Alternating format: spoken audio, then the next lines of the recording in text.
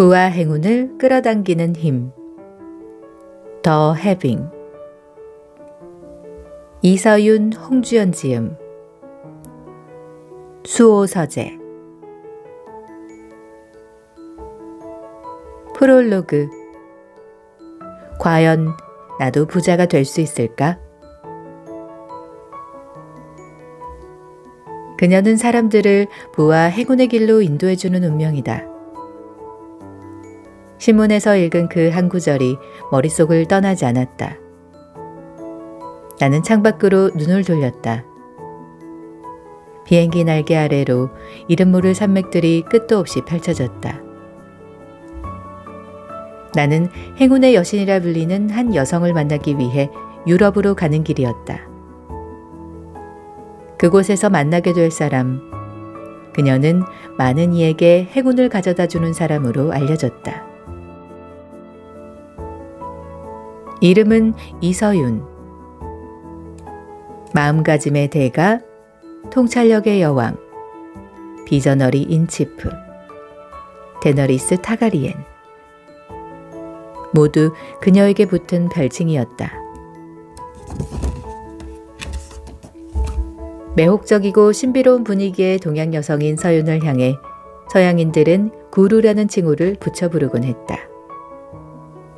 존경하는 정신적 지도자라는 의미를 담아 경애와 믿음의 마음을 전하는 것이다. 서윤이 특별한 삶의 길을 걷게 된 것은 7살 때부터였다. 어린 나이에 동양의 고전을 마스터하고 수만 명의 데이터를 구해 사례 분석까지 마친 그녀는 부자들의 구루로 이름을 알리기 시작했다.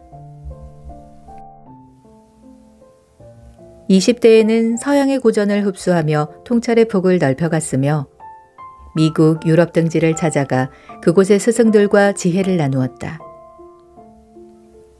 서윤의 명성을 듣고 찾아온 이들은 대기업의 창업주나 주요 기업의 경영인, 대형 투자자 등 상위 0.01%에 속하는 부자들이었다.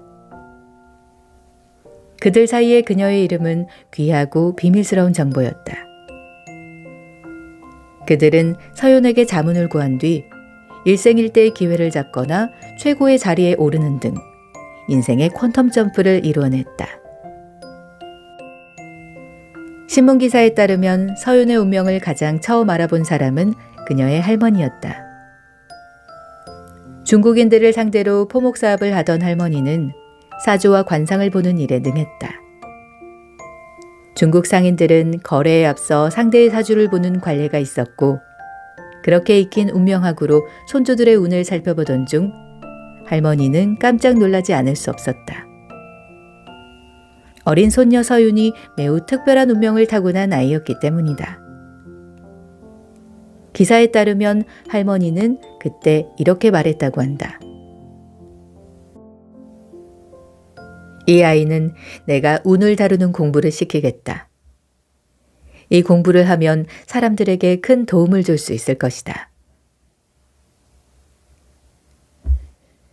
서윤을 만나게 되면 꼭 묻고 싶은 것이 있었다. 어떻게 해야 부와 행운의 길로 들어설 수 있을까? 어떻게 하면 행복한 부자로 살 수 있을까? 사실 몇 달 전 세상을 떠난 아버지는 나에게 이런 부탁을 남기셨다. 현재를 희생하지 말고 진정한 부자로 살려무나. 그 방법을 찾아 너의 삶을 누리렴. 부모로부터 큰 재산을 물려받은 것도 아니고 탁월한 능력을 지닌 것도 아닌 내가 현재를 희생하지 않고 부자가 과연 될 수 있을까? 아버지의 마지막 부탁을 이루어드릴 수 없을 거라 생각했던 나에게 한 동료가 그 사람이라면 방법을 알 거라 말해주었다. 바로 부자들의 구루 이서윤. 그녀에 대해 알아갈수록 나는 불안한 마음만 커졌다. 정재계 인사들도 만나기 힘든 사람이라는데 나처럼 평범한 사람이 과연 만날 수나 있을까? 수소문에 어렵게 찾아낸 그녀의 행방을 쫓아 비행기에 올랐지만 그녀가 다시 신기루처럼 사라졌으면 어쩌지? 그녀를 만나지 못한다면 나는 어떻게 해야 할까? 잡념을 떨치기 위해 앞좌석에 달린 테이블을 내리고 노트를 펼쳐 그녀에게 질문하고 싶은 것들을 하나씩 써내려갔다.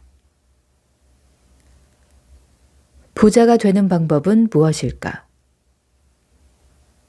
오늘을 희생하지 않고 현재를 즐기면서도 부자가 될 수 있을까? 부자가 될 수 있다면 언제 어떻게 돈이 들어오기 시작할까? 나처럼 평범한 사람은 어느 정도의 재산을 가질 수 있을까? 과연 나도 부자가 될 수 있을까?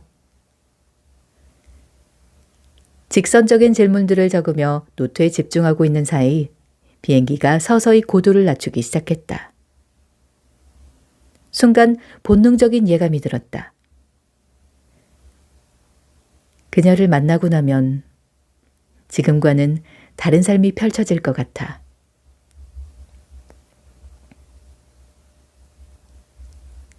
아버지는 굴비를 좋아하셨다. 생신 때나 명절 때 가장 드시고 싶은 것이 무엇이냐고 물어보면 늘 똑같은 대답을 하셨다. 굴비라고. 어릴 적 친척집에서 먹어본 짭짤하고 입맛 당기는 그 감칠맛이 잊히지 않는다는 것이다.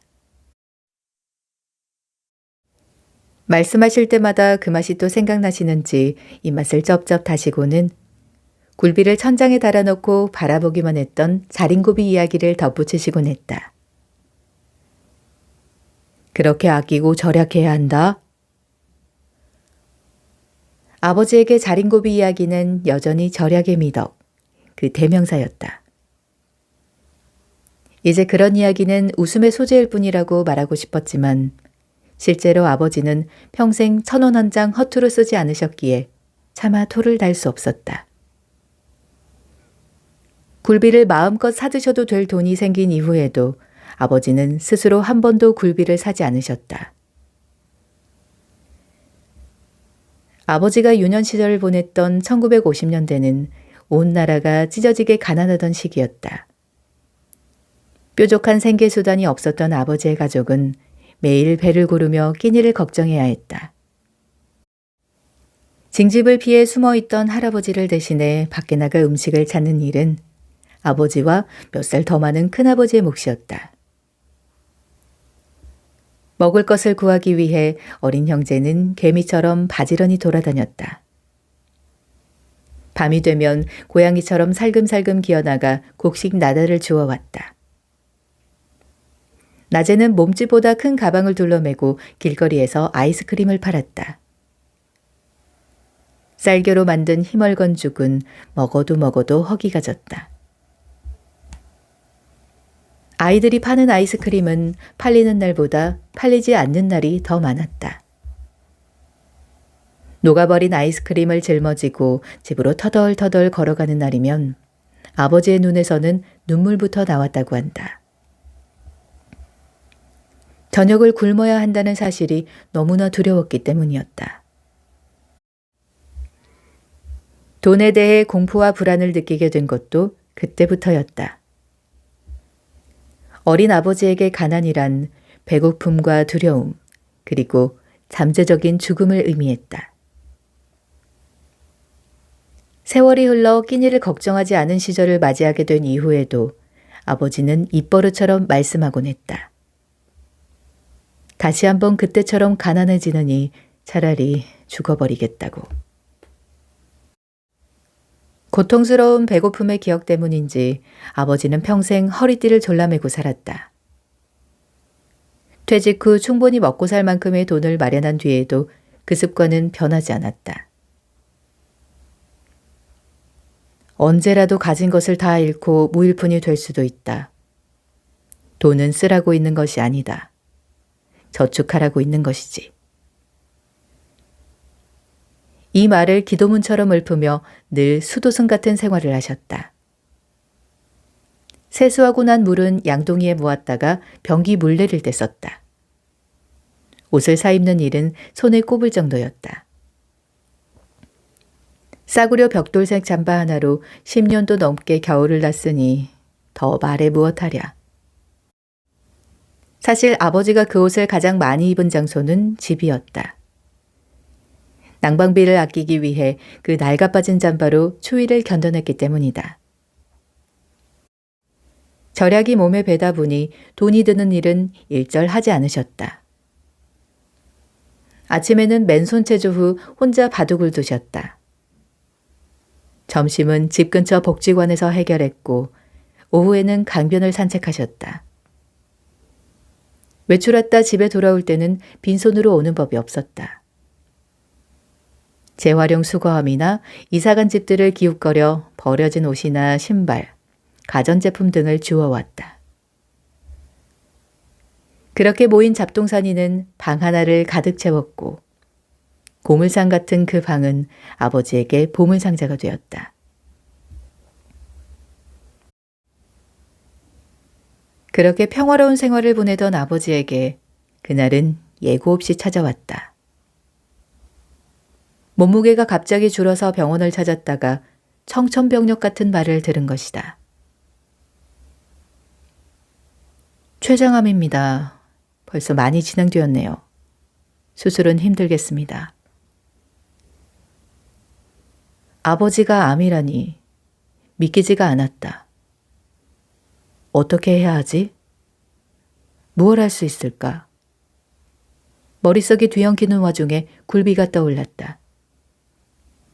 아버지가 가장 좋아하시는, 그러나 돈을 아끼느라 자주 드시지 못한 그 굴비 말이다.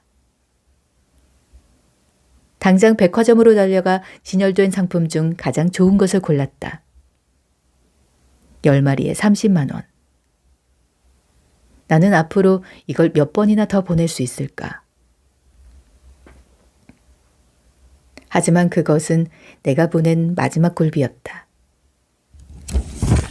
무서운 속도로 자란 암세포가 소화기관을 눌러버렸기 때문이다. 굴비를 받은 지 몇 주 지나지 않아 아버지는 더 이상 음식을 소화시킬 수 없게 되었다. 암이 발병한 것을 알고도 아버지는 놀라울 정도로 한결같았다.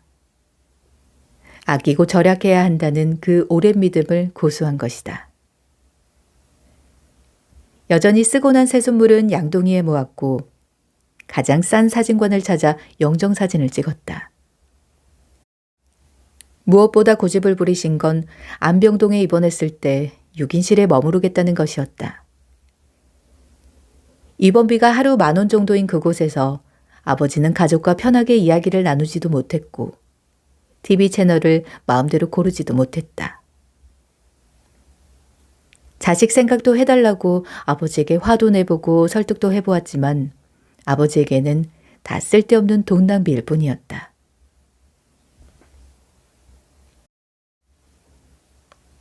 (6인실) 침대에 누워 아버지가 잠 못 이루고 근심한 것은 역시 돈 문제였다. 그런데 이번에는 자신의 돈이 아닌 자식들의 돈이 걱정이었다. 너희들이 가난하게 살까봐 두렵다. 내가 이제 너희에게 도움을 줄 수도 없지 않느냐. 얼마나 절약하고 얼마나 저축할지 계획표를 세워와라. 5년, 10년 단위로 자세하게 만들어 가지고 오너라. 병상의 아버지 말씀을 거역할 수가 없었다. 아버지를 안심시키기 위해 수입과 비용을 분석한 뒤 소비를 줄이고 저축을 늘리겠다는 계획표를 완성했다. 침상에 누운 아버지는 종이에 적힌 숫자를 확인한 뒤 말없이 고개를 끄덕였다. 가을이 깊어갈수록 아버지의 병세는 점점 악화되었다. 다리와 발은 퉁퉁 붓기 시작했고 등은 뼈가 다 보일 정도로 야위어 갔다. 갈수록 말수도 줄어들었다. 병실을 찾아갈 때마다 아버지는 구부정하게 허리를 굽히고 앉아 창밖만 내다보고 있었다. 그때 무슨 생각을 그토록 골똘히 하셨는지 몇 주가 지나고서야 알게 되었다. 크리스마스를 앞둔 어느 날이었다. 병원에 있는 아버지로부터 전화가 걸려왔다. 꼭 해야 할 말이 있다는 것이었다. 황급히 달려간 나를 보고 아버지는 손부터 잡으셨다. 이제와 생각해보면 아버지는 그때 어떤 예감을 한 것도 같았다. 나는 부자가 되는 것이 평생 소원이었다. 그래서 아끼기만 했지. 그러나 결국 이루지 못했구나. 돌이켜보면 후회도 된다. 아끼는 것만 생각하느라 행복한 순간순간을 놓친 건 아닌지.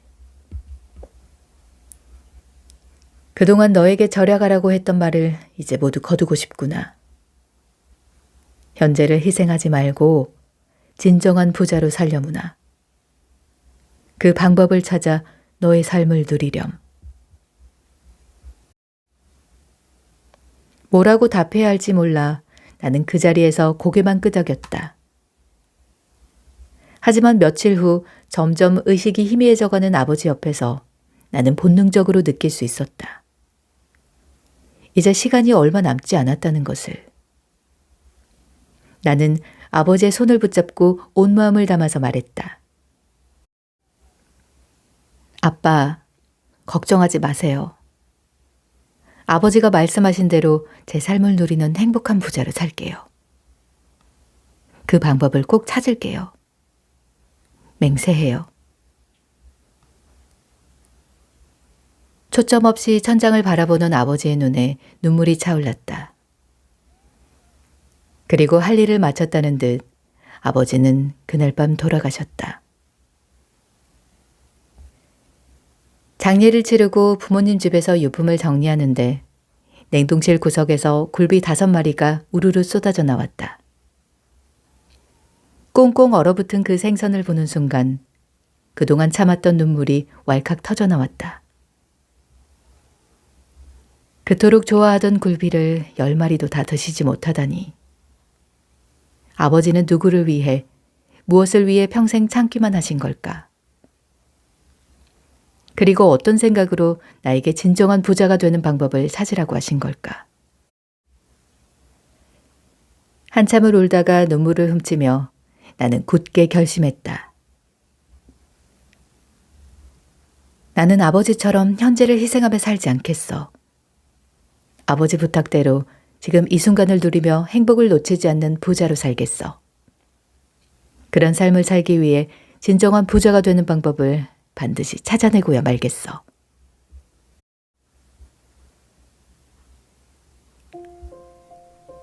일. 부와 행운을 가져다주는 운명. 내 40번째 생일이 돌아왔다. 아버지를 떠나보낸 데다 40대가 되고 나니 모든 것이 이전과 달라 보였다. 내가 살아온 삶은 누가 봐도 무난함 그 자체였다. 자수성가한 아버지 덕분에 괜찮은 환경에서 교육을 받았고 신문사에서 10년 가까이 기자로 일했다. 미국 펜실베니아 대학에서 경영학 석사를 받은 뒤 지금은 미국계 회사에서 대외협력 업무를 맡고 있다. 크게 성공한 것도 아니었지만 크게 실패하지도 않은 인생이었다. 매달 꼬박꼬박 월급이 들어왔고 직장에서는 적당히 인정도 받았다. 마음이 따뜻한 남자와 결혼해 아들도 하나 두었다. 솔직히 말해 먹고 사는 문제로 걱정해 본 적은 없었다. 하지만 그렇다고 돈 걱정 없이 살아본 적도 없었다. 내 생활은 항상 빠듯하기만 했다. 10,000원 한 장 편하게 쓰지 못했다. 신문이 배달되면 할인 쿠폰부터 오려냈고 저렴하게 장을 보기 위해 문 닫는 시간에 맞춰 마트에 갔다. 주유소마다 기름값을 비교하는 것은 기본이었고 아이가 자라면서 필요한 육아용품, 학용품은 몇 시간이 걸려도 최저가를 찾아내곤 했다. 남들보다 비싸게 구매하는 건 스스로 용납할 수 없었다. 혹시라도 비싸게 샀다는 걸 알게 된다면 쇼핑몰에 영수증을 보내고 전화기에 몇 시간을 매달려서라도 반드시 환불을 받아냈다. 아무리 아껴도 월급은 통장을 스치고 지나가는 것만 같았다. 경제적 여유를 누리기는커녕 적자가 아닌 걸 다행으로 여길 뿐이었다. 내일을 위해 오늘을 희생해온 내 인생. 과연 그 내일이 오기는 오는 걸까? 남은 인생도 이렇게 살고 싶느냐고 누군가 묻는다면 답은 분명했다. 아니요. 아버지를 떠나보낸 뒤 부자가 될 수 있는 방법을 본격적으로 찾기 시작했다. 다양한 자료를 뒤졌고 기자 시절 알던 네트워크까지 총동원했다. 하지만 모두 같은 답만 돌아올 뿐이었다. 불어오르는 사다리가 무너졌다는 것이다. 피케티가 말한 것처럼 자본 성장률이 이미 경제 성장률을 초월했어요. 아무리 개인이 노력한다 해도 상속 재산이 있는 사람을 따라잡을 수는 없어요. 일자리가 점점 줄어들 겁니다. 인공지능이나 로봇이 그 자리를 대체하겠죠. 부자가 되는 것은 자본가들 뿐이에요. 평범한 사람은 더 가난해질 수밖에 없어요. 취재하면서 만난 젊은이들도 나와 같은 마음이었다. 그들도 부자가 되는 방법을 간절하게 알고 싶다고 했다. 부모님께서는 늘 같은 말씀이세요. 아끼고 저축하라는 거죠. 하지만 부모님처럼 살고 싶지는 않아요. 미래를 위해 지금을 희생하는 삶을 살고 싶지는 않아요. 월급이 나오면 뭐하나요? 집세에 학자금 대출에 생활비까지 빠져나가고 나면 끝인데요. 결혼해서 아이까지 낳으면 돈이 더 들어가겠죠? 당연히 나를 위해서는 한 푼도 못 쓸 거예요. 집을 사는 거요? 꿈도 못 꿀 일이죠. 갈수록 부자 되는 것이 힘들어진다고 하잖아요. 그런데 실제로는 부를 쌓는 사람들이 더 많아 보이는 것 같아요. 그들의 비밀은 뭘까요? 저도 부자가 될 수 있을까요? 누구에게 물어도 돌아오는 것은 절망뿐이었다. 그때 누군가가 알려주었다. 답을 아는 이가 있다고. 바로 부자들의 구루였다. 그 이야기를 듣는 순간 불이 번쩍 들어오는 것 같았다. 10년 전에 나도 그녀를 만난 적이 있었다.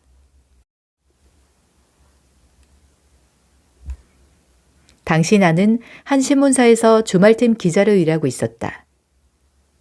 주말에 가볍게 읽을 기사를 쓰는 것이 내 일이었다.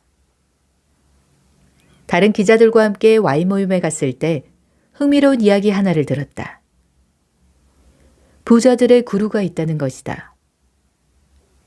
이름은 이서윤.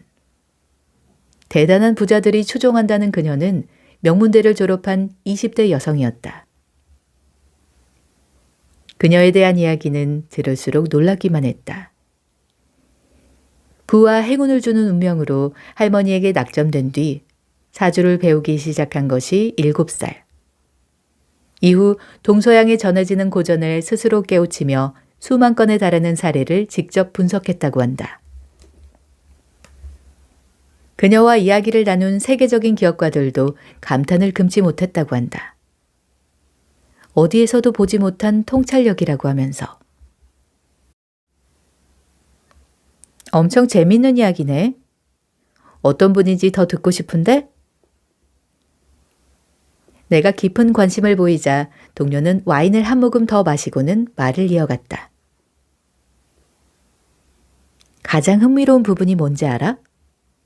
그녀를 만난 사람들은 모두 다른 이를 만난 것처럼 말한다는 거야. 나는 너무 궁금한 나머지 입이 마르고 목이 탔다. 누구는 현명한 스승 같았다고 하고 또 누구는 사람을 매혹시키는 마녀 같았다고 해. 순수한 소녀 같았다는 사람도 있고. 그래? 그녀를 만난 사람들이 공통적으로 하는 말이 있어. 구루에게 찾아간 뒤 인생이 바뀌었다고. 행운을 만났고 기회를 잡았고 결정적으로 더 부자가 되었다고. 본능적인 감이 왔다. 이건 좋은 기삿거리다. 인터뷰를 핑계로 직접 그녀를 만나보고 싶은 마음도 있었다. 도대체 어떤 사람일지 너무도 궁금했기 때문이다. 백방으로 수소문한 끝에 어렵게 약속을 잡을 수 있었다. 인터뷰 날이 되었다. 건물 로비에 서서 그녀를 기다리고 있었다. 커다란 유리문이 열리며 누군가 들어왔다. 누구나 인생에서 바로 어제처럼 기억나는 순간이 있다. 당시의 공기와 분위기, 소리까지 생생하게 떠오르면서. 처음 서윤을 만나던 때도 그랬다. 나는 지금도 그날을 잊을 수 없다. 문을 들어서는 그녀의 모습이 선명하지는 않았으나 그녀가 구루임을 한눈에 알아볼 수 있었다. 주변에 흐르는 공기의 느낌이 달랐던 것이다. 새벽 안개에 휩싸이듯 신비로운 분위기가 감돌았다. 수많은 사람들을 만났지만 이런 느낌은 처음이었다.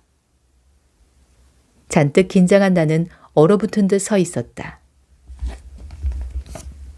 서윤이 내 앞으로 다가와 손을 내밀고 악수를 청했다. 홍주연 기자님이시죠? 만나서 반가워요. 잠시 머뭇거린 뒤 입을 열었다. 안녕하세요. 어떻게 불러드려야 할지. 제 이름으로 부르시면 돼요. 달콤한 음악처럼 들리는 목소리였다. 긴 팔다리에 하늘하늘한 몸매의 서윤은 우아하고 당당한 자세로 서 있었다. 우윳빛 동그란 얼굴과 반듯한 코, 미소 지을 때마다 반짝이는 아몬드 모양의 눈까지. 전형적인 미인이라고 할 수는 없었지만 우아하고 매혹적인 모습이었다. 서윤은 20대 후반인 실제 나이보다 훨씬 어리게 보였다. 신비로운 광채를 띠고 있는 그 눈빛만 빼고. 그날의 인터뷰는 마치 마법처럼 흘러갔다. 대화에 흠뻑 빠진 나머지 아무것도 보이지 않을 정도였다. 구루가 보여주는 통찰력에 저절로 감탄이 나왔다. 서윤은 카리스마 넘치게 대화를 이끌다가 지혜롭게 답을 주었고 이해하기 쉬운 말로 내 마음을 위로해 주었다. 인터뷰가 끝날 때쯤 마지막으로 궁금한 것을 물어보았다. 앞으로 어떤 계획이 있으신지요? 국내외 부자 수만 명의 사례를 종합해서 부와 마음가짐 사이의 상관관계를 분석하고 있답니다. 와, 말씀만 들어도 가슴이 설레는데요. 그 과업이 완성되면 부자들의 비밀이 밝혀지겠어요. 헤어지기 직전에 서윤이 내 손을 살짝 잡았다. 아직 인식하지 못하시겠지만 홍 기자님은 지금 새장 속에 갇혀 있어요. 10년 안에 그 새장을 탈출하려고 한다면 우리는 다시 만날 수 있을 거예요. 무슨 말인지 알 수가 없었기에 뭐라고 답을 하지 못했다. 하지만 10년이 흐른 지금 다시 만날 수 있을 거라는 그 말이 음악처럼 생생하게 내 귀를 울리고 있었다. 그녀는 지금 어디에 있을까? 나에게 했던 말을 기억하고 있을까?